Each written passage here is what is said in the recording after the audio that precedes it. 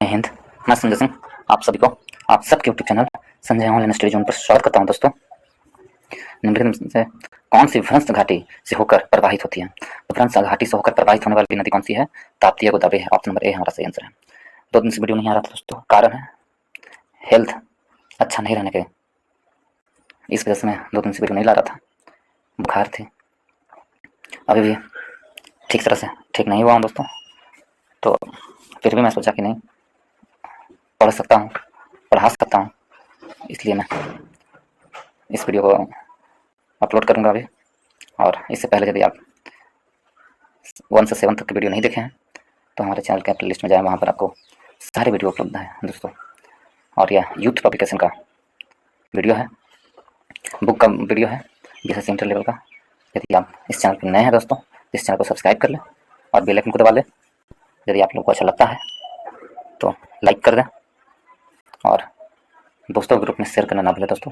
चलिए स्टार्ट करते हैं अगले प्रश्न की ओर। इसमें दिया गया है, पहला प्रश्न क्या था? ताप्ती नदी। ताप्ती नदी क्या है? तो भ्रंश घाटी से होकर बहती है।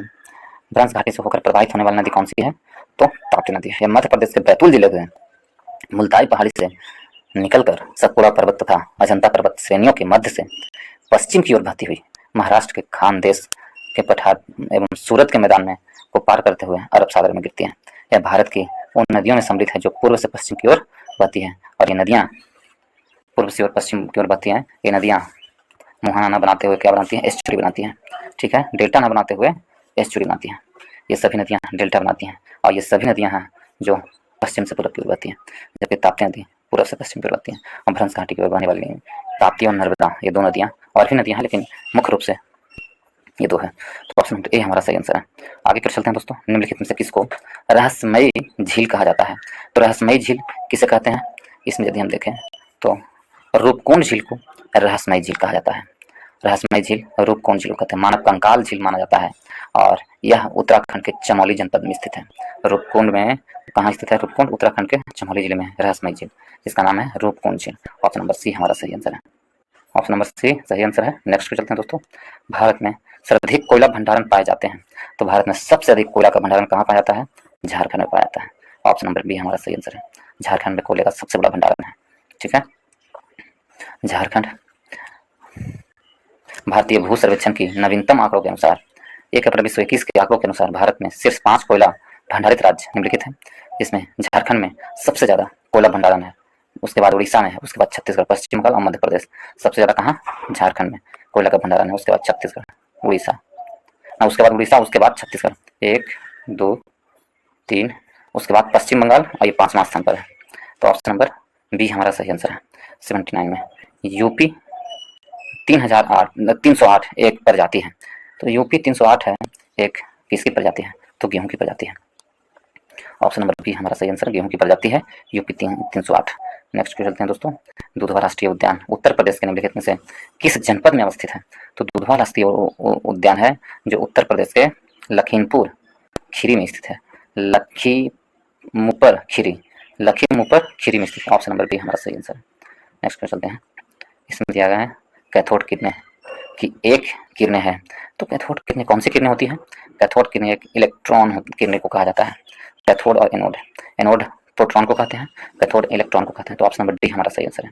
डायोप्टर की इकाई है, ध्वनि की तीव्रता को मापने की इकाई को डायोप्टर कहते हैं। ऑप्शन नंबर डी हमारा सही आंसर है दोस्तों। ऑप्शन नंबर डी सही आंसर है। नेक्स्ट पे चलते हैं। 83 में अणुओं के बीच बंध की खाली स्थान प्राकृतिक अधिक होती है यदि उनकी विद्युत ऋणात्मक का अंतर कम होता है। यदि उसके विद्युत ऋणात्मक का अंतर अणुओं की बंध की धात्विक प्रकृति अधिक होती है यदि उनके विद्युत ऋणात्मक का अंतर कम हो। ऑप्शन नंबर बी हमारा सही आंसर है। ठीक है, विद्युत ऋणात्मक कम होगा तो धात्विक प्रकृति अधिक होगी।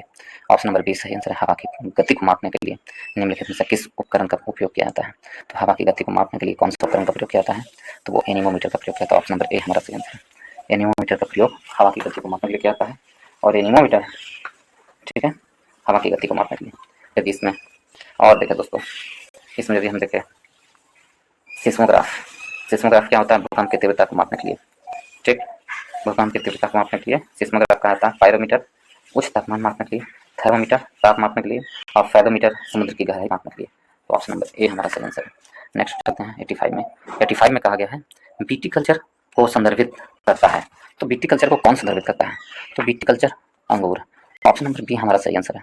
बीटी कल्चर को अंगूर संदर्भित करता है। ऑप्शन नंबर बी सही आंसर है। बीटी कल्चर अंगूर। सेरिकल्चर, सेरिकल्चर रेशम कीट उत्पादन होता है, रेशम पालन को कहते हैं सेरिकल्चर। पीसी कल्चर मछली उत्पादन, मछली उत्पादन के पीसी कल्चर कहते हैं। हॉर्टिकल्चर बागवानी और ओलेरिकल्चर सब्जी उत्पादन। तो ऑप्शन नंबर बी हमारा सही आंसर है। निम्नलिखित विकल्पों में से कौन सा मिश्रण के घटकों के पृथक्करण की प्रक्रिया के लिए उपयुक्त नहीं है? तो मिश्रण के घटकों के पृथक्करण की प्रक्रिया के उपयुक्त नहीं है विनोइंग। ऑप्शन नंबर बी हमारा सही आंसर है। मिश्रण के घटकों के प्रक्रिया के पृथक्करण की प्रक्रिया के उपयुक्त नहीं है विनोइंग। अपसाधन से, तलछट जमाव से क्या होता है? मिश्रण को अलग किया जाता है। निस्पंदन से मिश्रण को अलग किया जाता है। निखारन से, निखारना से मिश्रण को अलग किया जाता है। तो ऑप्शन नंबर बी सही आंसर है। नेक्स्ट चलते हैं। त्वचा निम्नलिखित में से किस प्रकार की झिल्ली है? तो त्वचा में किस प्रकार की झिल्ली होती है? तो त्वचा में है जो आपको क्यूटेनियस झिल्ली होती है। ऑप्शन नंबर बी हमारा सही आंसर। क्यूटेनियस झिल्ली त्वचा में होती है। ऑप्शन नंबर बी सही आंसर है। आगे की ओर चलते हैं दोस्तों 88 नंबर प्रश्न की ओर। इलेक्ट्रॉन की खोज किसने की थी? तो इलेक्ट्रॉन की खोज देखें दोस्तों, तो इलेक्ट्रॉन की खोज जे थॉमसन ने किया था। ऑप्शन नंबर ए हमारा सही आंसर है। एक ट्रिक हम लोग अपनाते हैं, ईटा पर नाच। ईटा से ई से इलेक्ट्रॉन, ई था से थॉमसन, पर प से प्रोटॉन, र से रदरफोर्ड। प्रोटॉन का रदरफोर्ड और गोल्डस्टीन दोनों होगा। नाच, ना से नाइट्रोजन, च से चैडविक। तो ऑप्शन नंबर ए हमारा सही आंसर है। इलेक्ट्रॉन की खोज जे थॉमसन ने। नेक्स्ट को चलते हैं 89 नंबर प्रश्न की ओर। उत्तक का नाम बताइए जो किसी पौधे के विभिन्न भागों में भोजन पहुंचाता है। वो कौन सी उत्तक है जो विभिन्न भागों में भोजन पहुंचाता है? फ्लोएम है। ऑप्शन नंबर ए हमारा सही आंसर है। फ्लोएम है जो पौधों के किसी भी भागों में विभिन्न पहुंचाता है, भोजन पहुंचाता है। ऑप्शन नंबर ए सही आंसर है। आगे की ओर। निम्नलिखित में से कौन सा विकल्प गलत है? तो इसमें दिया गया है कौन सा गलत है? तो हम यदि देखें तो हाइड्रोजन का परमाणु ट्राइटियम की मात्रा से करीब 1/3 होता है। सही है। ट्राइटियम 3 होता है तो 1/3 होता है हाइड्रोजन का परमाणु। ड्यूटेरियम को भारी हाइड्रोजन कहते हैं, ये भी सही है। ड्यूटेरियम के परमाणु में एक इलेक्ट्रॉन एक न्यूट्रॉन होता है, तो ड्यूटेरियम में एक न्यूट्रॉन एक प्रोटॉन होता है। तो आपको ये भी सही है, आपका ये भी सही है। प्रोटियम हाइड्रोजन का एक दुर्लभ समस्थानिक है, ये गलत है। ऑप्शन नंबर डी हमारा सही आंसर है। विकल्प डी गलत है। इस प्रकार ऑप्शन नंबर डी हमारा सही आंसर होगा। नेक्स्ट पे चलते हैं दोस्तों 92 में चलते हैं। इसमें दिया गया है दूध में पाया जाने वाला मुख्य प्रोटीन कौन सा है? देखिए दूध में पाया जाने वाला मुख्य प्रोटीन है, उसका नाम ग्लोब्यूलिन है। ऑप्शन नंबर बी हमारा सही आंसर है। सॉरी, दूध में पाया जाना मुख्य प्रोटीन कौन सा? ग्लोबुलिन नहीं होता है, ये कैसीन होता है। दूध में पाया जाने वाला मुख्य पदार्थ क्या होता है? कैसीन होता है। ठीक है, ऑप्शन नंबर डी हमारा सही आंसर है। ऑप्शन नंबर बी हमारा सही आंसर है। नेक्स्ट चलते हैं दोस्तों, नाइट्रिक एसिड का आणविक द्रव्यमान क्या है? नाइट्रिक एसिड का आणविक द्रव्यमान यदि देखें तो 63 U है। ऑप्शन नंबर ए हमारा सही आंसर है। नेक्स्ट चलते हैं 93 में। ग्रेगर जॉन मेंडल का आनुवांशिकता का मूल नियम किस सब्जी पर उनके द्वारा किए गए कार्य पर आधारित है? तो ग्रेगर जॉन मेंडल ने मटर पर उनके द्वारा किए गए कार्य पर आधारित है। ऑप्शन नंबर ए हमारा सही आंसर है। ज़्यादा डिटेल नहीं बताऊंगा दोस्तों, इसलिए मैं जल्दी से जल्दी निकालूंगा, क्योंकि तबीयत पूरी तरह से ठीक नहीं हुई है, तो थोड़ा डिटेल मैं नहीं बताऊंगा। ठीक है, मैनेज कीजिएगा। ठीक है, इसमें हमसे पूछा है और मटर के पौधों पर इन्होंने किया था ग्रेगर जॉन मेंडल। कब किया था? तो 1866 में। ऑप्शन नंबर ये हमारा सही आंसर है। उन्हें नोबेल पुरस्कार मिला था कब? 1900 में। इनको प्रयोग के निष्कर्ष में वैज्ञानिक द्वारा मान्यता मिली थी। उनको मान्यता कब मिली थी? 1900 ईस्वी में। और कब किए थे? 1866 में, लेकिन मान्यता मिली थी 1900 में। तो ऑप्शन नंबर ए हमारा सही आंसर है। यदि एक गेंद ऊपर फेंकी जाती है तो निम्नलिखित में से क्या परिवर्तन नहीं होता है? यदि एक गेंद ऊपर फेंकते हैं तो त्वरण क्या होगा? परिवर्तन नहीं होगा। ऑप्शन नंबर ए हमारा सही आंसर है। त्वरण परिवर्तन नहीं होता है। ऑप्शन नंबर ए सही आंसर है। नेक्स्ट पे चलते हैं। पृथ्वी पर एक बड़े उल्कापिंड प्रभाव के परिणाम स्वरूप डायनासोर के विलुप्त होने का सिद्धांत किसकी देन है? पृथ्वी पर एक बड़े उल्कापिंड प्रभाव के परिणाम स्वरूप डायनासोर के विलुप्त होने का सिद्धांत किसने दिया है? तो डायनासोर के विलुप्त होने का सिद्धांत किसने दिया है? तो इसका सिद्धांत लुईस अल्वारेज़े ने दिया है। ऑप्शन नंबर बी हमारा सही आंसर है। लुईस अल्वारेज़े। नेक्स्ट चलते हैं। द्रव्यमान एवं वेग के संयुक्त प्रभाव को एक भौतिक मात्रा द्वारा ध्यान में रखा जाता है, जिसके कहते हैं एक भौतिक मात्रा द्वारा ध्यान में रखा जाता है, उसे क्या कहते हैं? संवेग कहते हैं। ऑप्शन नंबर सी हमारा सही आंसर है। नेक्स्ट को चलते हैं दोस्तों। क्वाड्रेटा रज्जुकी के संदर्भ में निम्नलिखित में से क्या सत्य है? रज्जुकी के संबंध में जो है क्या सत्य है? तो इसमें जो है रज्जुकी है हृदय अधर भाग में होता है। रज्जुकी में हृदय क्या होता है? अधर भाग में होता है। ऑप्शन नंबर डी हमारा सही आंसर है। आगे क्यों चलते हैं दोस्तों। इसमें दिया गया है जड़त्व क्या है? तो जड़त्व है जो आपको जड़त्व क्या होता है? तो जड़त्व वर्तमान स्थिति में होने वाले परिवर्तन का प्रतिरोध करने की प्रवृत्ति को जड़त्व कहते हैं। वर्तमान स्थिति में जो परिवर्तन हो रहा उसके प्रतिरोध करने की प्रवृत्ति को क्या कहते हैं? जड़त्व। ऑप्शन नंबर ए हमारा सही आंसर है। 99 नंबर प्रश्न, जुक बल कौन या क्या है? तो जुक बल क्या है? जुक बल है एक छिपकली है जो मुख्य रूप से दक्षिण पश्चिम संयुक्त राज्य अमेरिका में उत्तरी मैक्सिको के शुष्क क्षेत्रों में पाई जाती है। तो ऑप्शन नंबर ए हमारा सही आंसर है। एक क्या है? सॉरी, गिरगिट नहीं, छिपकली है। ऑप्शन नंबर डी हमारा सही आंसर है। नेक्स्ट चलते हैं दोस्तों। छिपकली के ऊपर जाती है। इसमें जगह 100 नंबर प्रश्न की ओर। प्रश्न नंबर 100 में है कार के बारे में निम्नलिखित में से कौन सी बात असत्य है? तो कार के बारे में कौन सी बात असत्य है? यदि देखें, यदि विस्थापन शून्य है तो कार्य भी शून्य होगा। ये बिल्कुल सही बात है। ठीक है, किया गया कार्य ऋणात्मक हो सकता है, ये भी सही है। इसकी इकाई जूल होता है, ये भी सही है। यह एक सदिश राशि है। तो देखिए दोस्तों, कार्य एक सदिश राशि नहीं है। ऑप्शन नंबर डी हमारा सही आंसर है। कार्य एक अदिश राशि है। ठीक है, नेक्स्ट प्रश्न चलते हैं। इसमें दिया गया है निम्नलिखित में से कौन राजस्थान राज्य में स्थित एक परिपक्व चरण हड़प्पा स्थल है? तो देखिए राजस्थान के बारे में पूछा गया है। तो राजस्थान में जो हड़प्पा स्थल है कौन है? कालीबंगा। ऑप्शन नंबर डी हमारा सही आंसर है। कालीबंगा है जो राजस्थान के हनुमानगढ़ जिले में स्थित है। ये परिपक्व चरण है, हड़प्पा स्थित है, स्थल है। यह सरस्वती नदी के किनारे स्थित है दोस्तों। जो कालीबंगा है सरस्वती नदी के किनारे स्थित है। ठीक है, और यहाँ से हमें प्राचीन साक्ष्य मिले हैं। यहाँ दीवारें ईंट से बनी हुई मिली है, मिट्टी के गारे से जोड़ा जाता है और कलिबंगा में भूकंप आने के प्राचीन प्रमाण भी मिलता है दोस्तों। तो ऑप्शन नंबर डी हमारा सही आंसर है। 102 की ओर चलते हैं। बौद्ध धर्म महायान और हीनयान किस शासक काल के समय में दौरान विभाजित हुआ था? ये बौद्ध धर्म महायान और हीनयान है जो चतुर्थ बौद्ध समिति कनिष्क के समय में, जो कुंडल कश्मीर में हुई चतुर्थ बौद्ध समिति, उस समय हीनयान और महायान में विभाजित हुई थी कनिष्क काल में। ठीक है, ऑप्शन नंबर ए हमारा सही आंसर है। और इसकी उपाध्यक्ष और अध्यक्ष, चतुर्थ बौद्ध समिति के अध्यक्ष कौन थे? तो वसुमित्र थे और उपाध्यक्ष अश्वघोष थे। इसी समिति में बौद्ध धर्म दो संप्रदाय हीनयान और महायान में विभाजित हुआ था और जिन अनुयायी ने बिना किसी परिवर्तन के बुद्ध के मूल उपदेशों को स्वीकार किया वे हीनयान कहलाते हैं। और ये रूढ़िवादी एवं निम्न मांगी थे एवं बुद्ध को महापुरुष मानते थे और भगवान के रूप में उनकी पूजा नहीं करते थे। बौद्ध धर्म के कठोर तथा परंपरा नियमों को परिवर्तन करने वाले को महायान कहलाता है।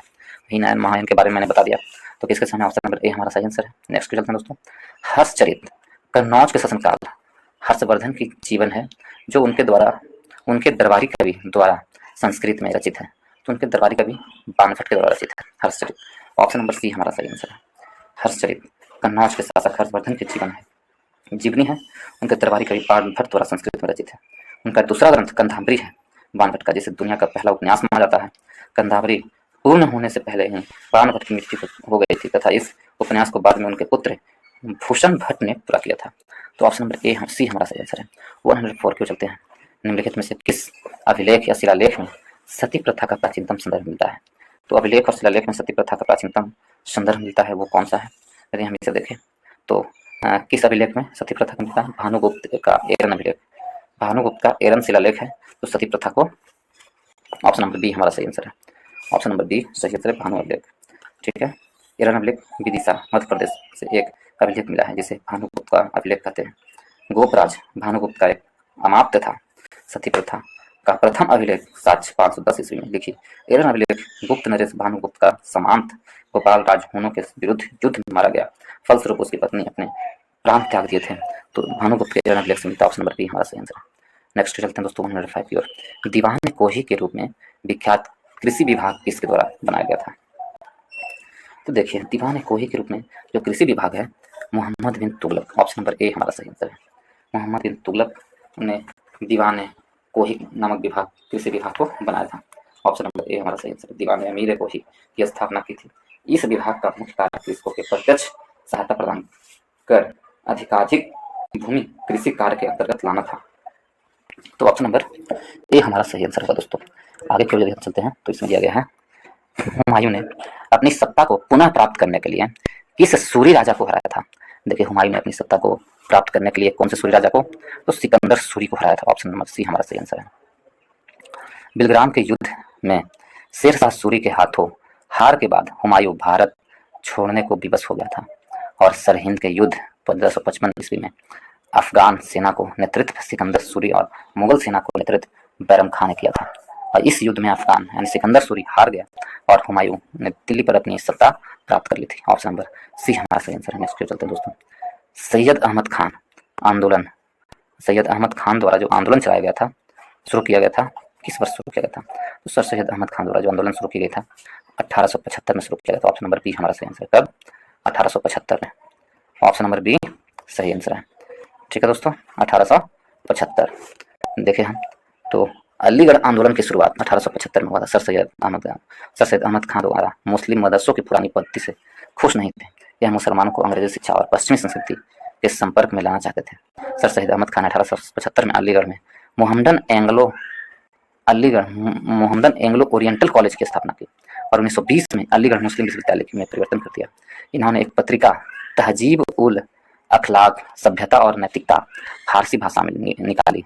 कुरान पर टीका भी लिखी। उन्होंने 1864 में गाजीपुर में साइंटिफिक सोसाइटी की स्थापना की। बाद में इसे अलीगढ़ में स्थानांतरण कर दिया गया। तो ऑप्शन नंबर बी हमारा सही आंसर है। नेक्स्ट को चलते हैं। गांधी जी के सत्याग्रह का निम्नलिखित में से किन्हें दो से जुड़ाव है? तो गांधी जी के सत्याग्रह का किससे जुड़ाव है? यदि ये देखें तो गांधी जी के सत्याग्रह का जुड़ाव सच्चाई और अहिंसा से है। ऑप्शन नंबर बी हमारा सही आंसर है, सच्चाई और अहिंसा से। नेक्स्ट को चलते हैं दोस्तों। भारत में बजट व्यवस्था कार्यरत किस वायसराय के काल में हुआ? तो भारत में बजट व्यवस्था का कार्यकाल कैनिंग के समय में हुआ था। ऑप्शन नंबर ए हमारा सही आंसर है। कैनिंग जो था भारत का अंतिम गवर्नर जनरल एवं प्रथम वायसराय था। 1857 की क्रांति के बाद अंग्रेज सरकार द्वारा कई प्रकार की आर्थिक प्रशासन सुधार की गई। आर्थिक सुधारों के अंतर्गत कैनिंग ने ब्रिटिश अर्थशास्त्री विल्सन को भारत बुलाया तथा 500 रुपये से अधिक आय पर आयकर लगा दिया। आयात एवं निर्यात पर क्रमशः 10% और 4% निश्चित किया गया। भारत में बजट की शुरुआत 7 अप्रैल 1860 में हुआ था दोस्तों। कब? 1860 में भारत में बजट की शुरुआत हुई थी कैनिंग के समय में, और वो बजट का जन्मदाता विल्सन को माना जाता है। जेम्स विल्सन द्वारा बजट प्रस्तुत किया गया था। तो ऑप्शन नंबर ए हमारा सही आंसर है। किस देश के साथ भारत की सबसे लंबी अंतर्राष्ट्रीय सीमा लगी है? तो इनमें से देखें तो बांग्लादेश के साथ सबसे लंबी सीमा रेखा भारत की लगी हुई है। किससे? बांग्लादेश के साथ। ऑप्शन नंबर डी हमारा सही आंसर है। यदि हम देखें दोस्तों बांग्लादेश के साथ कितने राज्य? तो बांग्लादेश के साथ 5 राज्य। बांग्लादेश के साथ कितने राज्य सीमा लगाती है? तो 5 राज्य। कौन कौन? तो आपको मिजोरम, त्रिपुरा तीन ओर से जुड़ा हुआ है दोस्तों। असम, मेघालय, पश्चिम बंगाल। और इसकी लंबाई कितनी है? 40-96 किलोमीटर है। और कि बांग्लादेश की लंबाई कितनी है भारत के साथ सीमा रेखा बनाने के लिए? 40-96। कितना? 40-96। ठीक है, लगभग 40-96। ठीक है, उसके बाद चाइना के साथ हम लोग सबसे लंबी सीमा लगाते हैं, और चाइना है जो हिमाचल प्रदेश, सिक्किम, लद्दाख, उत्तराखंड, अरुणाचल प्रदेश के द्वारा सीमा लगाती है। और इसकी लंबाई कितनी है? 3488 किलोमीटर है। 3488 किलोमीटर चाइना के साथ। नेक्स्ट चलते हैं पाकिस्तान के साथ।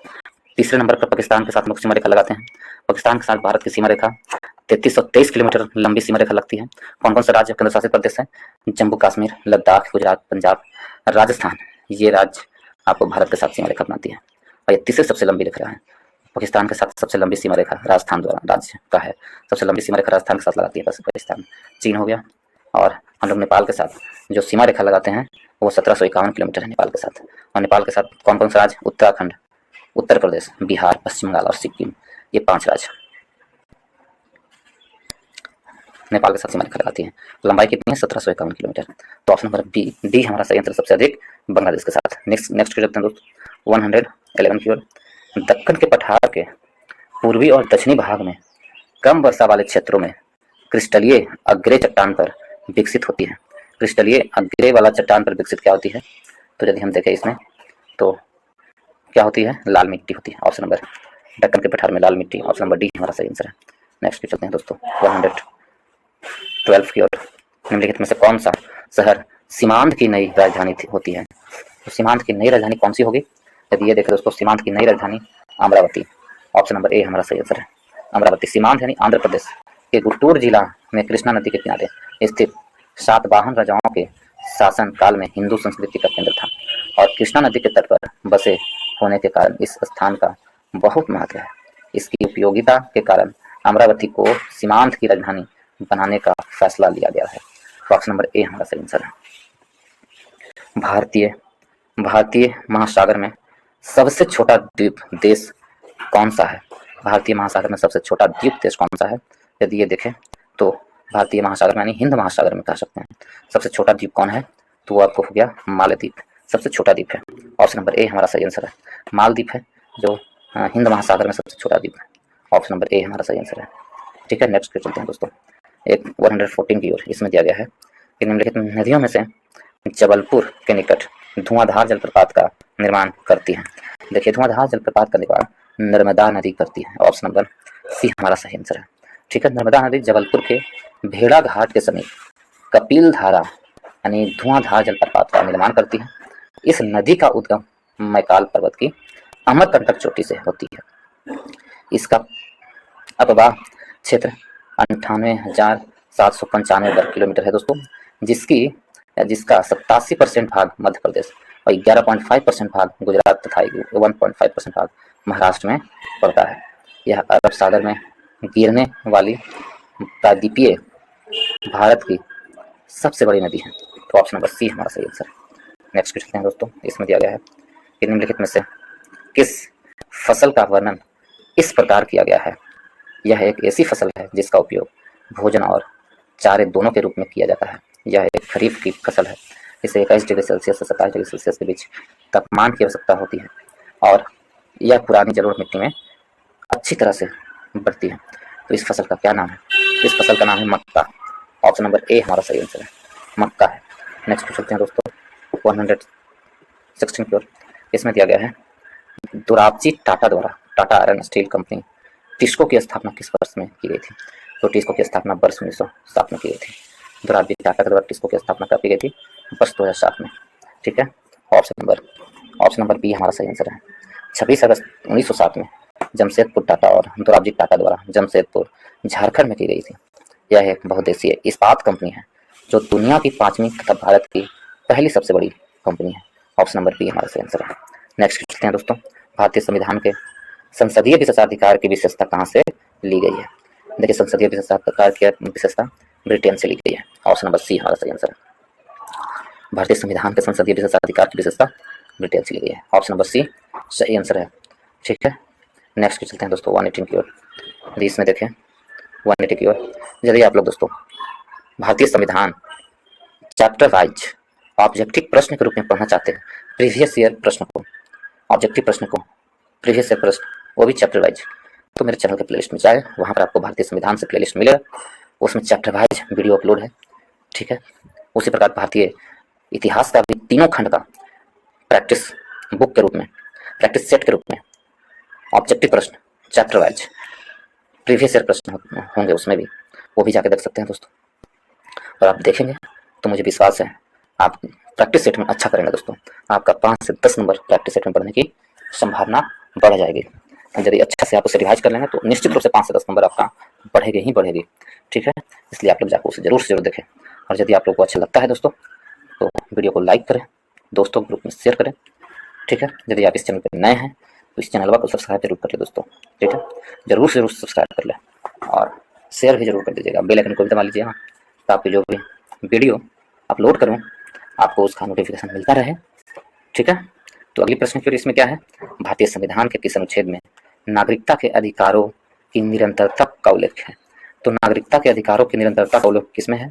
तो यदि हम ये देखें तो अनुच्छेद 10 में नागरिकता के अधिकारों की निरंतरता का उल्लेख है। ऑप्शन नंबर बी हमारा सही आंसर है। ऑप्शन नंबर बी सही आंसर है। ठीक है दोस्तों, ठीक है, यदि हम देखें भारतीय संविधान के अनुच्छेद 10 नागरिकता के अधिकारों का निरंतरता से संबंधित है। इसमें कहा गया है कि प्रत्येक व्यक्ति जो इस भाग के 7 पूर्वगामी उपबंधों में से किसी के अधीन भारत का नागरिक है या समझा जाना है, तो ऐसी विधि में उपबंधों के अधीन रहते हुए जो संसद द्वारा बनाई जाए भारत का नागरिकता बना रहेगा। भारतीय संविधान में नागरिकता का प्रावधान भाग 2 में है दोस्तों। कितना है? भाग 2 में नागरिकता का प्रावधान है और अनुच्छेद 5 से 11 तक है। ठीक है, नेक्स्ट के चलते हैं दोस्तों। इसमें दिया गया है भारतीय संविधान में मौलिक अधिकार की विशेषताएं आंशिक रूप से अधिकार अधिनियम के से इसकी प्रेरणा प्राप्ति करती है, जो खालिस्तान के संविधान में नहीं था। जो किसके संविधान में नहीं था, ये प्रश्न पूछा है। जो है आपको संयुक्त राष्ट्र अमेरिका के संविधान से। मौलिक अधिकार की विशेषता कहाँ से? संयुक्त राज्य अमेरिका के संविधान से। ऑप्शन नंबर डी हमारा सही आंसर है। आगे क्यों चलते हैं दोस्तों। भारत के कितने राज्यों में द्विसदनीय विधानमंडल है? देखिए दोस्तों, द्विसदनीय विधानमंडल भारत के 6 राज्यों में है। ऑप्शन नंबर सी हमारा सही आंसर है। यदि आप देखना चाहें तो भारत की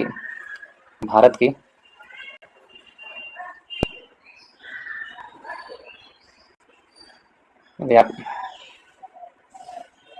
कैसे बनानी दोस्तों, देखें तो यहाँ उत्तर प्रदेश, बिहार, आंध्र प्रदेश, तेलंगाना, महाराष्ट्र और कर्नाटक।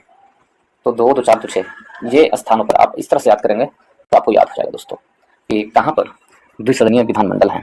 ठीक है, तो उत्तर प्रदेश में विधानमंडल की सीटों की संख्या कितनी है? 100 है। ठीक है, बिहार में 75 है, कर्नाटक में भी 75 है दोस्तों, और आपको महाराष्ट्र में 78 है। और यदि हम देखें आंध्र प्रदेश में 58 है और तेलंगाना में 40 है। तो आपको मैंने सभी बता दिया दोस्तों। ऑप्शन नंबर सी हमारा सही आंसर है। आगे क्यों चलते हैं 121 की ओर। इसमें दिया गया है राज्यपाल अपने कार्यालय की शपथ, राज्यपाल अपने कार्यकाल या कार्यालय की शपथ किसके द्वारा लेता है? तो राज्यपाल है अपने कार्यकाल की शपथ उस राज्य के उच्च न्यायालय के मुख्य न्यायाधीश से लेता है। ऑप्शन नंबर ए हमारा सही आंसर है। मुख्य न्यायाधीश से लेता है। ऑप्शन नंबर ए सही आंसर है। ठीक है दोस्तों, यदि हम देखें पदाधिकारी है एक तरफ शपथ दिलाने वाला, तो राज्यपाल संबंधित उच्च न्यायालय के मुख्य न्यायाधीशों या श्रेष्ठतम न्यायाधीश के द्वारा प्रधानमंत्री का शपथ राष्ट्रपति करवाते हैं, और उच्च न्यायालय के न्यायाधीश का शपथ राष्ट्रपति कराते हैं, और मुख्यमंत्री का शपथ राज्यपाल कराते हैं। तो ऑप्शन नंबर ए हमारा सही आंसर है। आगे क्यों चलते हैं दोस्तों 122 की ओर। भारत के उच्चतम न्यायालय के लिए निम्नलिखित में से क्या सही है? तो भारत के उच्चतम न्यायालय के लिए कौन सा सही है, ये प्रश्न है। यदि ये देखें तो सारे विकल्प सही है उच्चतम न्यायालय के लिए। भारत के उच्चतम न्यायालय के लिए संघीय न्यायालय होगा, अपीलीय न्यायालय होगा, संविधान का संरक्षण होगा, सभी का सभी सही है। तो ऑप्शन नंबर डी हमारा सही आंसर होगा। नेक्स्ट को चलते हैं। सार्वभौमिक व्यस्क मताधिकार के आधार पर चुनाव कराने वाला भारत का पहला भाग कौन सा था? तो देखिए, सार्वभौमिक मताधिकार के आधार पर चुनाव करवाने वाला भारत का पहला राज्य कौन था? तो वो था मणिपुर। ऑप्शन नंबर सी हमारा सही आंसर है। मणिपुर था। ऑप्शन नंबर सी सही आंसर है। ठीक है दोस्तों, नेक्स्ट प्रश्न यदि हम इसमें देखें, यदि आप मणिपुर के बारे में देखिएगा दोस्तों, तो मणिपुर की अभी राजधानी कौन है? मणिपुर की राजधानी इम्फाल है, और 1972 में मणिपुर को राज्य का दर्जा दिया गया था। इस प्रकार 3 और राज्यों को मणिपुर के साथ दिया गया था। तो अमी मैत्री मैंने कहा था, माँ मैत्री, माँ से मणिपुर, में से मेघालय, ठीक है, और ती से त्रिपुरा। ये 3 राज्यों को वर्ष 1972 में राज्य का दर्जा दिया गया था दोस्तों, ये याद रखिएगा।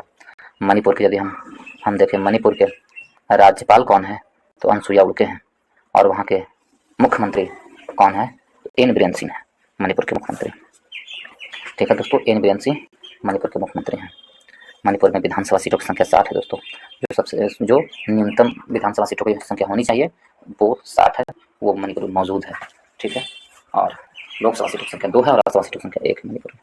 ठीक है, यदि इसमें असम देखें दोस्तों, असम की राजधानी दिसपुर है।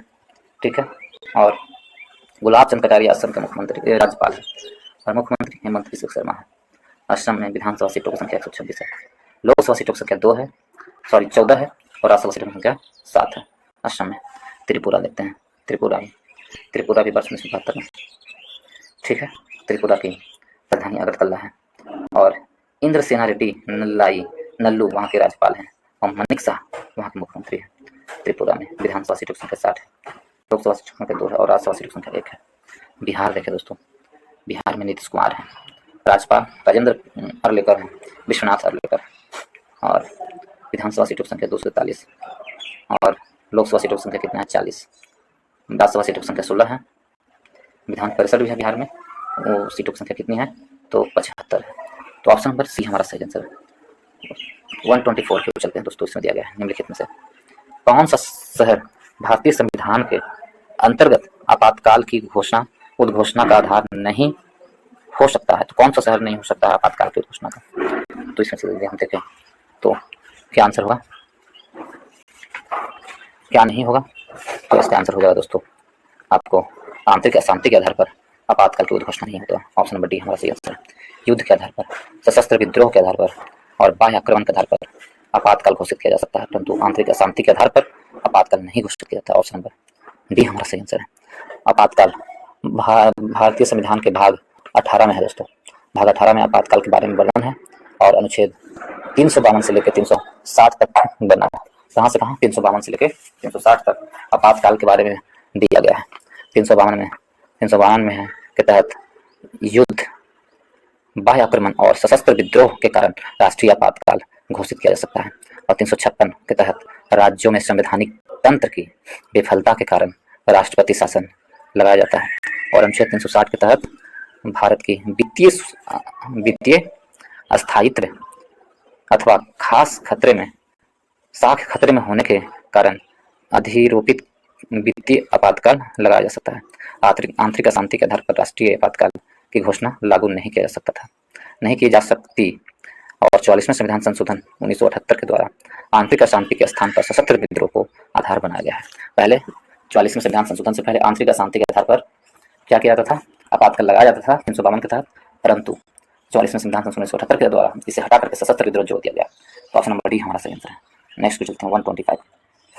इसमें दिया गया वर्ष 1978 में संशोधन ने संपत्ति के अधिग्रहण, द्वारधारण और निपटान के अधिकार को मौलिक अधिकार के रूप में समाप्त कर दिया है। तो कैवें संविधान संशोधन 44वें संविधान संशोधन 1978 के द्वारा मौलिक अधिकार में संपत्ति के अधिकार को समाप्त कर दिया गया है और इसे कानूनी अधिकार बना दिया गया है दोस्तों। अनुच्छेद 300 के अंतर्गत रख करके इसे कानूनी अधिकार बना दिया गया। ऑप्शन नंबर सी हमारा सही आंसर 126 की ओर। डोंगरी भाषा प्रमुख रूप से निम्नलिखित में से किस राज्य केंद्र शासित प्रदेश में बोली जाती है। देखिए डोंगरी भाषा है जो आपको कौन सा राज्य और केंद्र शासित प्रदेश में बोली जाती है, तो ये आपको डोंगरी भाषा आपको जम्मू एवं कश्मीर में बोली जाती है। ऑप्शन नंबर सी हमारा सही आंसर है। जम्मू एवं कश्मीर में डोंगरी भाषा बोली जाती है और इसे वर्ष 2004 में भारतीय संविधान के 8वें सूची में शामिल किया गया था, वर्ष 2003 में किया गया था। ठीक है, इसके अलावा भारत, हिमाचल प्रदेश, पंजाब के कुछ जिलों में भी, पाकिस्तान के कुछ जिलों क्षेत्रों में भी डोंगरी भाषा बोली जाती है। तो ऑप्शन नंबर सी हमारा सही आंसर है। आगे फिर चलते हैं दोस्तों 127 की ओर। 127 में दिया गया है जीडीपी सूचकांक के क्षेत्र वार वितरण के से किसका मापन किया जा सकता है। जीडीपी सूचकांक के क्षेत्रवार वितरण से किसका मापन किया जाता है, तो देश का आर्थिक विकास का मापन किया जाता है। ऑप्शन नंबर बी हमारा सही आंसर है। नेक्स्ट क्वेश्चन 2011 की जनगणना के अनुसार बिहार के किस जिले में पुरुषों से ज्यादा महिला है, तो बिहार के गोपालगंज जिले में पुरुषों से ज्यादा महिला है। ऑप्शन नंबर ए हमारा सही आंसर है। गोपालगंज में पुरुषों से ज्यादा महिला है। ऑप्शन नंबर ए हमारा सही आंसर है। उसके बाद बेगूसराय में 895 महिला है, पटना में 897 है और सिवान में 988 है। तो ऑप्शन नंबर ए बेगूसराय में पुरुषों से अधिक महिला है, 1000 पुरुषों पर महिलाओं की संख्या 1021 है सिवान गोपालगंज में। ऑप्शन नंबर ए हमारा सही आंसर। और बिहार का लिंगानुपात कितना है, 918 है बिहार का लिंगानुपात, तो 11 की जनगणना के अनुसार। ऑप्शन नंबर ए सही आंसर।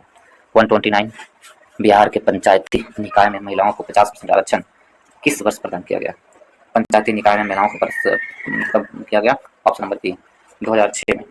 2006 में पंचायती निकाय में महिलाओं को 50% आरक्षण दिया गया। राज्य सरकार ने बिहार पंचायत राज अधिनियम 2006 प्रख्यापित किया और इस अधिनियम में पंचायत के सही स्तर पर आरक्षण की व्यवस्था की गई। ऑप्शन नंबर बी हमारा सही आंसर है। 130 की ओर चलते हैं दोस्तों। पाइका नृत्य का संबंध किस राज्य से। तो पाइका नृत्य का संबंध यदि हम देखें, पाइका नृत्य का संबंध देखिए, पाइका तो उड़ीसा से संबंधित है, ठीक है, परंतु उड़ीसा नहीं है, उड़ीसा छत्तीसगढ़ से संबंधित है, उड़ीसा झारखंड से संबंधित है, परंतु पाइका उड़ीसा नहीं रहने चलन ऑप्शन बिहार होगा। ऑप्शन नंबर ए हमारा सही आंसर। पाइका बिहार से संबंधित है। ठीक है, नेक्स्ट क्वेश्चन चलते हैं दोस्तों। निम्नलिखित में से कौन सा भारत के बिहार राज्य में मौजूद एकमात्र यूनेस्को विश्व धरोहर स्थल है? एकमात्र यूनेस्को विश्व धरोहर स्थल कौन है बिहार में? यदि ये देखें धरोहर स्थल, ऑप्शन देखें तो इसमें कौन कौन सा दिया हुआ है? ऑप्शन है महाबोधि विहार, नालंदा बौद्ध विहार, मठ, विक्रमशिला मठ का प्राचीन स्थल, सिरसा सूर्य मकबरा। तो भारत में बिहार में महाबोधि मंदिर परिसर है बोध गया में, जो 2002 में क्या किया गया था? विश्व धरोहर स्थल में शामिल किया गया था। ठीक है, और नालंदा में बौद्ध मठ को भी शामिल किया गया था। ए और बी दोनों सही आंसर होगा। इसका आंसर ए एंड बी दोनों सही आंसर होगा, इसलिए दोनों का दोनों सही है। नेक्स्ट देखते हैं विश्व का सबसे ऊंचा कहे जाने वाला विश्व शांति स्तूप कहाँ है? तो सबसे ऊंचा कहे जाने वाला विश्व शांति स्तूप कहाँ स्थित है? बिहार के राजगीर जिले में स्थित है। ऑप्शन नंबर सी हमारा सही उत्तर है। कहाँ? बिहार के राजगीर जिले में स्थित है। नेक्स्ट चलते हैं दोस्तों। कुटीर ज्योति योजना किससे संबंधित है? कुटीर ज्योति योजना है जो आपको किससे संबंधित है? तो ये गरीबी रेखा से निचले स्तर के ग्रामीण परिवारों को बिजली देना आपको कुटीर ज्योति योजना से संबंधित है। ऑप्शन सी हमारा सही आंसर है। आगे प्रधानमंत्री की उज्ज्वला योजना किससे संबंधित है? प्रधानमंत्री उज्ज्वला योजना है जो आपको प्रधानमंत्री उज्ज्वला योजना किससे संबंधित है? तो ये जो है सामाजिक रूप से पिछड़े वर्गों को एलपीजी गैस के वितरण से संबंधित है। ऑप्शन नंबर ए हमारा सही आंसर। नेक्स्ट पे चलते हैं दोस्तों। इसमें दिया गया है वर्ष के ऊपर लोग प्रधानमंत्री श्रम योगी मानधन योजना की पात्र नहीं है। तो श्रम योगी मानधन योजना की पात्र नहीं है 40 वर्ष से ऊपर। ऑप्शन नंबर बी हमारा सही आंसर है। नेक्स्ट पे चलते हैं दोस्तों। एपीजे अब्दुल कलाम द्वारा प्राप्त सर्वोच्च नागरिक सम्मान है तो भारत रत्न एपीजे अब्दुल कलाम साहब ने प्राप्त किया था। ऑप्शन नंबर सी हमारा सही, डी हमारा सही आंसर। और इन्होंने भारत रत्न 1997 में प्राप्त किया गया था। भारत रत्न उन्हें कब मिला था? 1997 में। और वो भारत के राष्ट्रपति के रूप में 2002 बने थे। 2002 से 2007 तक भारत के राष्ट्रपति बने थे APJ Abdul Kalam. Option number D हमारा सही आंसर है। आगे क्यों चलते हैं 137 में। निम्नलिखित में से कौन पद्म विभूषण का पहला प्राप्तकर्ता था? पद्म विभूषण से पहला प्राप्तकर्ता कौन था? तो सत्येंद्र नाथ बोस पद्म विभूषण के पहला प्राप्तकर्ता है। ऑप्शन नंबर बी हमारा सही आंसर सत्येंद्र नाथ बोस। भारत सरकार द्वारा प्रदान किए जाने वाले सर्वोच्च पुरस्कार क्रमशः भारत पद्म विभूषण, पद्म भूषण, पद्मश्री में दूसरे पुरस्कार पद्म विभूषण को सर्वप्रथम भारतीय गणितज्ञ और भौतिक शास्त्री सत्येंद्र नाथ बोस को वर्ष 1954 में प्रदान किया गया। भौतिक में मान्यता प्राप्त 2 प्रकार के अणु बोसान और फर्मियान में से बोसान का नाम सत्येंद्र नाथ बोस के नाम पर ही रखा गया। ऑप्शन नंबर बी हमारा सही आंसर है। 138 में मुरुगप्पा गोल्ड कप किस खेल से संबंधित है? मुरुगप्पा गोल्ड कप है जो हॉकी से संबंधित है। ऑप्शन नंबर बी हमारा सही आंसर है। हॉकी से मुरुगप्पा गोल्ड कप संबंधित है। हॉकी के कप ट्रॉफी विक्टन cup, Nehru cup trophy, Stanley cup और golf cup trophy, Ryder cup, बांकर कप कनाडा में स्थित है। ऑप्शन नंबर बी हमारा सही आंसर। नेक्स्ट चलते हैं दोस्तों आगे की ओर 119 की ओर 39 की ओर। निम्नलिखित में से कौन सा खेल कॉनकेकैफ गोल्ड कप से संबंधित है? तो कॉनकेकैफ गोल्ड से संबंधित कौन सा खेल है? तो ये कॉनकेकैफ गोल्ड से संबंधित है फुटबॉल। ऑप्शन नंबर सी हमारा सही आंसर। नेक्स्ट चलते हैं 140 की ओर। कहा जा रहा है विश्व थायराइड दिवस कब मनाया जाता है? तो 25 मई को विश्व थायराइड दिवस मनाया जाता है। ऑप्शन नंबर बी हमारा सही आंसर है। विश्व थायराइड दिवस 25 मई को मनाया जाता है। ऑप्शन नंबर बी सही है। नेक्स्ट चलते हैं दोस्तों। इसमें है 25 मई। नेक्स्ट में दिया गया द गोल्डन थ्रेशोल्ड नामक पुस्तक लेखिका कौन थे? द गोल्डन थ्रेशोल्ड पुस्तक लेखक और लेखिका कौन थे? Sarojini Naidu. Option number C हमारा सही आंसर है। सरोजिनी नायडू है जो गोल्डन थ्रेशोल्ड के लेखिका एवं लेखक हैं।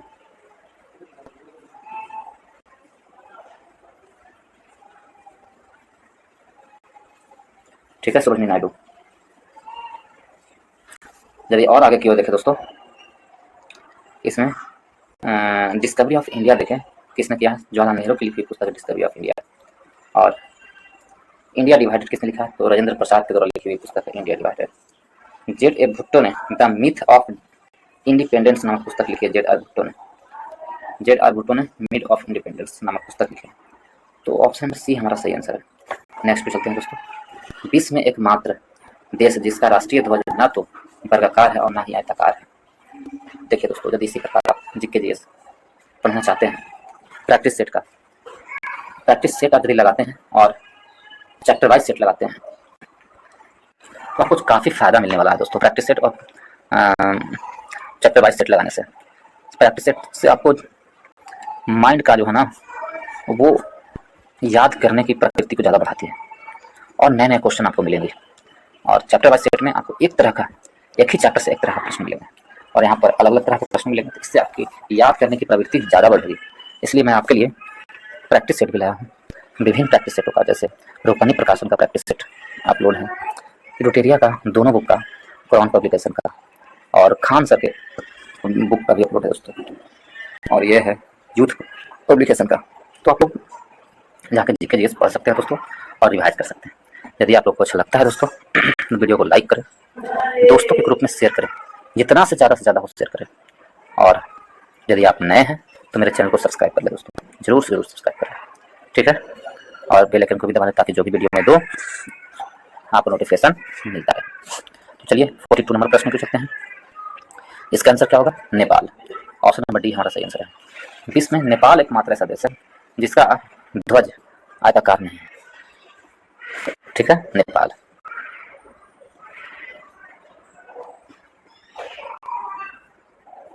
आयताकार नहीं है और ना ही वर्गाकार है। नेपाल के ध्वज का जो आकार है, दो त्रिकोण आकार को ऊपर नीचे रखा गया है, ऊपर नीचे करके रखा हुआ है, दो त्रिकोण आकार को रखा गया है। नेपाल के जो झंडा है, दो त्रिकोण आकार को इस तरह से रखा गया है, ठीक है, ना तो आयताकार है ना ही वर्गाकार है। तो ऑप्शन नंबर डी हमारा सही आंसर है, नेपाल। आगे क्यों चलते हैं दोस्तों। यदि आपसे दोस्तों नेपाल की पड़ोसी देशों के बारे में हम लोग देख लें। नेपाल की राजधानी कहाँ है? तो काठमांडू है, ठीक। और नेपाल के रुपया क्या है, मुद्रा क्या है? तो नेपाली रुपया है। और संसद, राष्ट्रीय पंचायत कहा जाता है, नेपाल के संसद को राष्ट्रीय पंचायत कहते हैं। और वहाँ की जो अभी राष्ट्राध्यक्ष हैं रामचंद्र पौडेल है वहाँ के राष्ट्रपति नेपाल के। और प्रधानमंत्री नेपाल के कौन है? तो नेपाल के प्रधानमंत्री आपको पुष्प कमल दहन है उसको, ठीक है। श्रीलंका देखते हैं, श्रीलंका। तो श्रीलंका के जो राजधानी है श्री जयवर्धन कोटे, जयवर्धनपुरे कोटे है। श्रीलंका रुपया कहलाता है, मुद्रा। वहाँ की संसद को पार्लियामेंट कहते हैं दोस्तों। और रनिल विक्रमसिंघे वहाँ के राष्ट्रपति है, रनिल विक्रमसिंघे। और प्रधानमंत्री कौन है? तो दिनेश गुणवर्धे है जो वहाँ की प्रधानमंत्री, ठीक है, दिनेश गुणवर्धे। भूटान देखते हैं दोस्तों, भूटान यदि देखते हैं, भूटान की राजधानी क्या है? थिम्पू है, ठीक है। वहाँ की मुद्रा नगोल्ट्रम, भूटान की मुद्रा क्या है? नगोल्ट्रम। और वहाँ के संसद को त्योसोंगडू कहते हैं दोस्तों, त्योसोंगडू वहाँ के संसद को कहते हैं। और वहाँ के राष्ट्रपति को जिग्मे खेसर नामग्याल वांगचुक कहते हैं, वहाँ के राष्ट्रपति को, कहाँ के? भूटान के। और वहाँ के जो आपको प्रधानमंत्री हैं शेरिंग टोब्गे हैं, ठीक है। मालदीव को देखते हैं, मालदीव की राजधानी माले है। वहाँ के रुपया कहलाता है और संसद मजलिस कहलाता है दोस्तों। मोहम्मद मोइजू वहाँ के राष्ट्रपति हैं और वहाँ अभी कोई भी प्रधानमंत्री नहीं है। तो इस प्रकार ऑप्शन नंबर डी हमारा सही आंसर है। नेक्स्ट पे चलते हैं। लंदन की राजधानी है, यदि ये देखिए दोस्तों, लंदन की राजधानी क्या है? देखिए, लंदन की राजधानी यूनाइटेड किंगडम है। ऑप्शन नंबर डी हमारा सही आंसर है। यूनाइटेड किंगडम है जो लंदन की राजधानी है, ठीक है। ऑप्शन नंबर डी हमारा सही आंसर है। मालदीव की राजधानी माले हो गया, फिलीपींस की राजधानी मनीला हो गया और स्पेन की राजधानी मैड्रिड हो गया दोस्तों, स्पेन की राजधानी मैड्रिड हो गया। नेक्स्ट चलते हैं। नेक्स्ट में दिया गया है 44 में, विद्युत चुंबक का आविष्कार किस वैज्ञानिक ने किया था? विद्युत चुंबक का आविष्कार एनरिक फर्मी ने किया था दोस्तों। ऑप्शन नंबर बी हमारा सही आंसर है। एनरिको फर्मी ने विद्युत चुंबक का आविष्कार किया था। ऑप्शन नंबर सॉरी विद्युत चुंबक का आविष्कार एनरिक फर्मी ने नहीं किया था। विद्युत चुंबक का आविष्कार विलियम स्टूजॉन ने किया था। ऑप्शन नंबर ए हमारा सही आंसर है। विलियम स्टूजॉन ने विद्युत चुंबक का आविष्कार किया था, ठीक है। और एनी फर्मिक ने परमाणु भट्ठी का आविष्कार किया था। फर्मिक ने परमाणु भट्ठी का आविष्कार, फर्मिक ने, जे थॉमसन ने इलेक्ट्रॉन का, और अर्नेस्ट रदरफोर्ड ने परमाणु मॉडल का आविष्कार किया था दोस्तों। तो ऑप्शन नंबर बी हमारा सही आंसर होगा। ऑप्शन नंबर ए हमारा सही आंसर होगा।